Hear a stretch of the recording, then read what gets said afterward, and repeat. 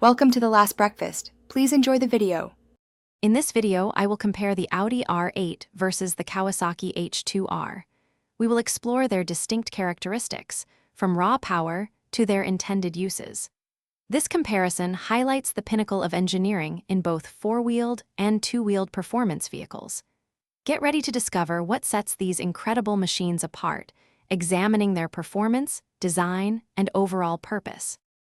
The Audi R8, with its naturally aspirated V10 engine, delivers over 600 horsepower, achieving 0 to 60 miles per hour in approximately 3.1 seconds.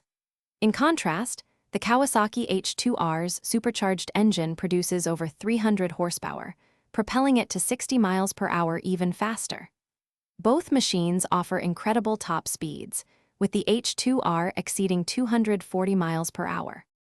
The Audi R8 provides a refined, stable driving experience, cocooning its occupants in a luxurious cabin. Its aerodynamic design is built for high-speed road performance. The Kawasaki H2R, however, offers an exhilarating, raw, and visceral two-wheeled ride, demanding full rider engagement. Its aggressive styling and winglets are optimized for extreme track performance.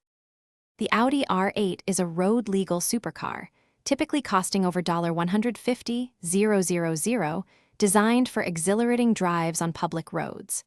Conversely, the Kawasaki H2R, priced around $55,000, is a track-only motorcycle, not street-legal. It's built for ultimate performance in controlled environments. Their distinct purposes cater to very different enthusiasts seeking peak automotive or motorcycle thrills. Thanks for watching. If this was helpful, leave a like and consider subscribing. See you next time.